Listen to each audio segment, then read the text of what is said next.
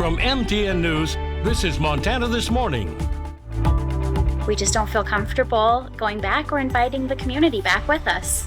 Not going back, the next move for the Yellowstone Valley Animal Shelter, and why staff say the road does not lead back to the building they had to evacuate. I support teachers. I support their First Amendment rights, whether I agree or disagree with them. We must find some unity, and we have to find compassion as a common ground in doing that. Tensions rising around an unconfirmed investigation, why a Billings school board meeting centered around freedom of speech. We have concerns with the risk of destabilizing an already volatile market. And could we see a drop in beef prices? What Montana ranchers are hoping for as the White House puts meat costs in the spotlight.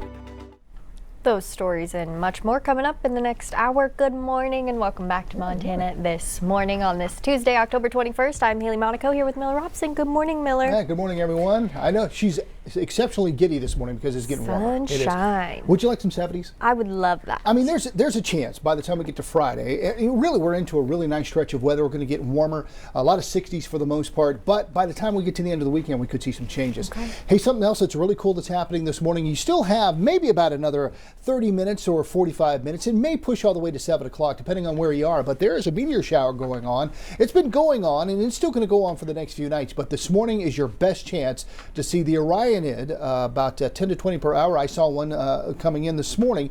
You don't need any special equipment, but you want to get away from the city lights, look to the darkest part of the sky, and just be patient. But yeah, you might get to see a show this morning, so good luck to you on that. Just a beautiful start. I believe that's Sydney there, looking pretty good this morning. Yesterday, pretty seasonal with our highs and our lows. 55 for the high, our low of 37. Now, as we move forward, we're going to be warmer than average. Big story yesterday, top gust of 50 miles an hour. It's still windy across the western foothills this morning. Livingston, Big Timber, Nye, those usual suspects could have gusts over 30 to 40 miles an hour, and hopefully that'll ease up as the day goes on. It was a dry day yesterday for the most part. For the month and for the year, we're still pacing ahead. Temperatures this morning as we wake up, we've got from east to west, 20s, 30s, and 40s. We're sitting at 33 right now here in Billings, so pretty seasonal, but it feels like 25. Winds out of the southwest at about 10 miles an hour. Our day planner today, a lot of sunshine this afternoon with our high getting up to 64.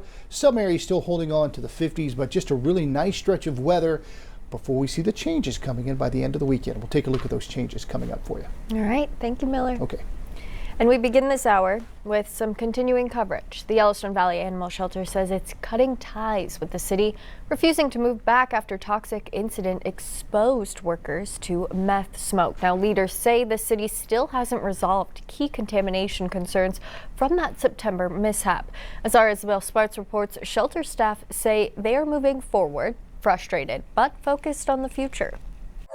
Operations look different for the Yellowstone Valley Animal Shelter. If we're being honest, it's been a really emotional journey. Executive Director Trinity Halverson has made a difficult decision. We just don't feel comfortable going back or inviting the community back with us.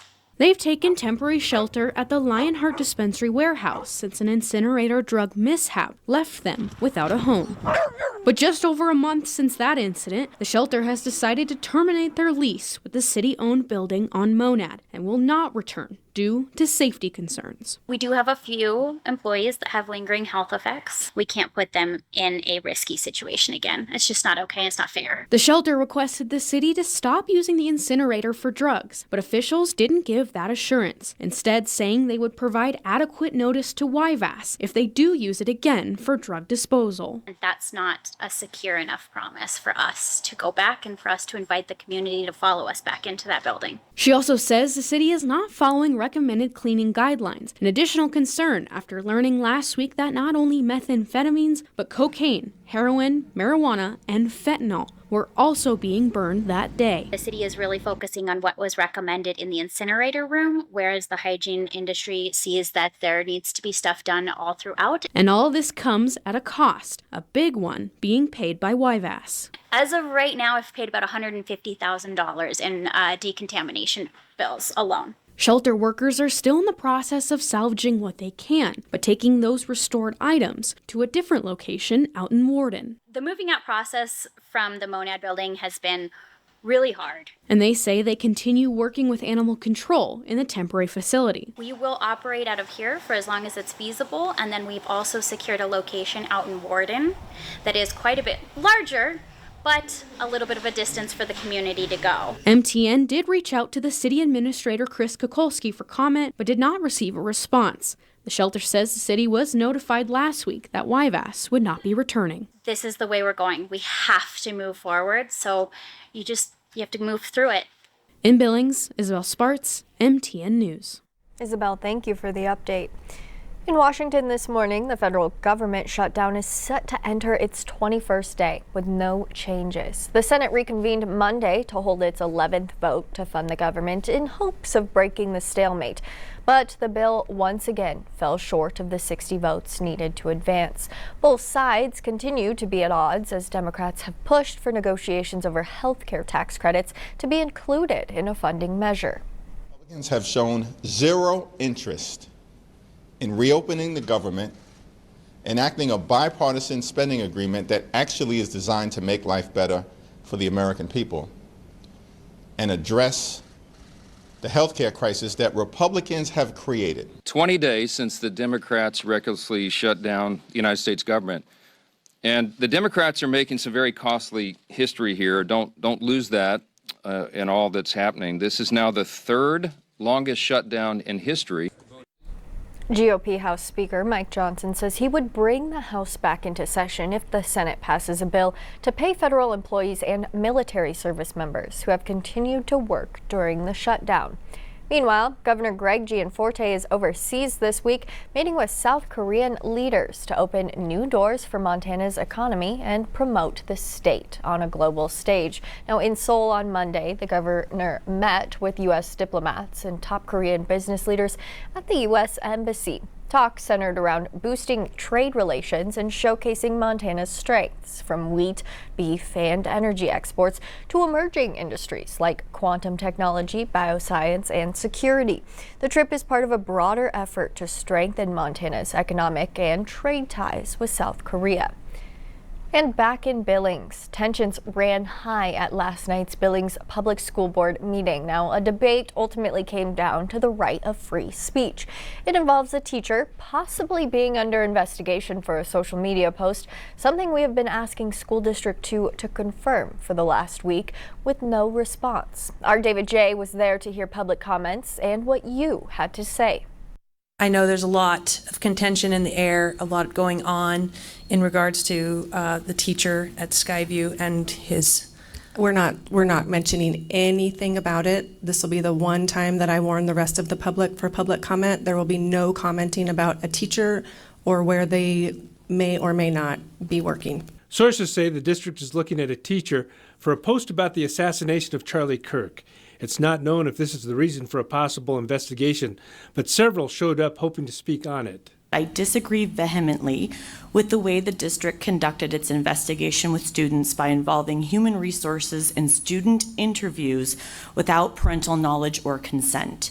My 16-year-old I'm sorry, Miss Swan, we are not going to have a conversation and we're not going to listen to anything that is a pending or past pending investigation into personnel matters. And a source tells Q2 the teacher has been moved to another position in the district, but once again, that is not confirmed. Speakers on both sides came to the meeting hoping to focus on that. Academia has become a mecca for an ideology and a safe haven for an indoctrination of our children, a narrative that has been ravaging the political climate for the last 8 months. Absolutely nothing is acceptable about political violence or the celebration thereof. With those discussions not permitted, First Amendment rights became the topic. The teacher has done it privately, and it is put out there into the world by other people for their own reasons. That is not the teacher's part and would not justify ignoring their constitutional right to First Amendment protection. The youth is the generation of the world. It is what is going to exhibit American values to the rest of the world in the future generations to come. In Billings, David J., MTN News. David, thank you. Now, Board Chair Jennifer Hoffman asked that the comments be confined to the general topic of First Amendment free speech rights and that this was not the appropriate forum to address any decision that is pending or has recently been completed. Well, a long-awaited new addition at the Yellowstone County Detention Facility is now open. That building will house nonviolent short-term inmates, with Sheriff Mike Linder telling MTN News the new facility took its first inmate yesterday. The addition, which will help solve an overcrowding issue at the jail, will provide extra space for those short-term holds. In the past, law enforcement wasn't able to keep detainees accused of smaller crimes, which it said often led to repeat offenses. Sheriff Linder says that will now change. People out there that probably should go to jail, that we have not put them in jail simply because we didn't have room here. Not so much violent ones, because we take those. We will take violent people. But we have some people that they're contemptuous because they have several warrants or because they've been given a non-appearance warrant and they don't show up and the judge wants to see them. Now they're going to be able to come to jail. The $6 million addition can hold up to 60 people. It includes 32 cells, with the majority housing 2 people. While changes at the pump might look small, gas prices are inching lower. AAA says the national average could reach $3 for the first time in 4 years. The average dropped more than 5 cents in the past week to $3.04. Billings is right in line with the national average, while Montana's average is just a bit higher at $3.07 a gallon. Wyoming's average price is $2.94 a gallon. Lower demand and falling crude oil prices are behind the drop. After a historic court ruling in Montana's youth climate case last year, the state is now outlining how to analyze greenhouse gas impacts. But critics say the new guidance doesn't live up to the court's message. MTN's Jonathan Ambarian explains what's changing and what's still in dispute. Prior to 2023, Montana law said state agencies couldn't consider greenhouse gas emissions or associated climate impacts when doing environmental reviews of planned projects. But the rulings in Held versus Montana said that prohibition was invalid. Bo Wilkins, chief of the Department of Environmental Quality's Air Quality Bureau, says DEQ began doing greenhouse gas assessments after Held. During the 2025 legislative session, lawmakers approved Senate Bill 221, which directed DEQ to put together a guidance document. We've gotten influence from both the courts and the legislature, and now we kind of have a clear path forward. SB 221 says regulators need to do a greenhouse gas analysis whenever approving a project that mines or burns fossil fuels. And they can do one on other projects if they determine it's necessary. The guidance document lays out specific tools for agencies to calculate direct and indirect impacts. We will have just a more robust assessment of greenhouse gas emissions moving forward and for state agencies. And we just have, remember, this is a tool for agencies to utilize and provide that assessment in a way that each agency feels appropriate for the action in front of them. The new guidance is being closely watched by groups like the Montana Environmental Information Center, which has sued DEQ, claiming its current greenhouse gas assessments aren't sufficient. They have a lot of information in this guidance document. They did a good job of putting it together. It's a baby step in the right direction. But then what you see at the end is DEQ constrains its analysis and its decision-making to a point that it's nearly meaningless. Executive Director Ann Hedges says the draft document doesn't connect the dots on the impacts a single project could have on climate change, and that it doesn't dive deep enough into possible economic impacts from climate. And by not disclosing the economic harms from the climate emissions, you're not comparing apples to apples when you're making decisions. You are simply comparing all the benefits and none of the costs. And that is, it's not how MEPA is supposed to work. It is certainly not what our Constitution requires. DEQ is accepting public comment on the draft document through October 30th. They'll also be taking comment during 3 public meetings next week in Billings, Missoula, and Helena. You can find out how to participate on our website. In Helena, Jonathan Ambarian, MTN News.